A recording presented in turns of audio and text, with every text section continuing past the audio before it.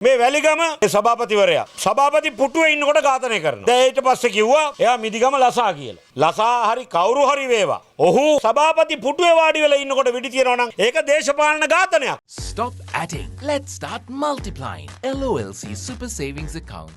තමන්ගේ මතය නොවන වෙනත් ඕනෑම මතයක් දරන මිනිස්සුયો පරලොව යන්නට ඕන කියලා කණ්ඩායම් දෙකක් හිතුවා. එකක් දැන්ට බලයේ ඉන්න ජනතා වික්ටි පෙරමුණ කණ්ඩායම, අනිත් එක පරලොව ගියපු LTT කණ්ඩායම. දැන් වෙලා තියෙන්නේ ඒකමයි. අපි ප්‍රජාතන්ත්‍රවාදීව අපේ අදහස් පළ කරමින් සිටින දේශපාලනයට දැඩි අභියෝගයක් එල්ල වෙලා තියෙනවා. මේ වැලිගම සභාපතිවරයා සභාපති පුටුවේ ඉන්නකොට ඝාතනය කරනවා. දැන් ඊට පස්සේ කිව්වා එයා මිදිගම ලසා කියලා. ලසා හරි කවුරු හරි වේවා. ඔහු සභාපති පුටුවේ වාඩි වෙලා ඉන්නකොට විඩි තියනවා නම් ඒක දේශපාලන ඝාතනයක්. මම දැක්කා ඇමතිවරයා කියනවා මේ පුද්ගලයා ආතාල සම්බන්ධකම් තිබුණ කෙනෙක් නිසා ඌ වැටෙන්නේ අපරාධකරුවෙක්ගේ ගණයට.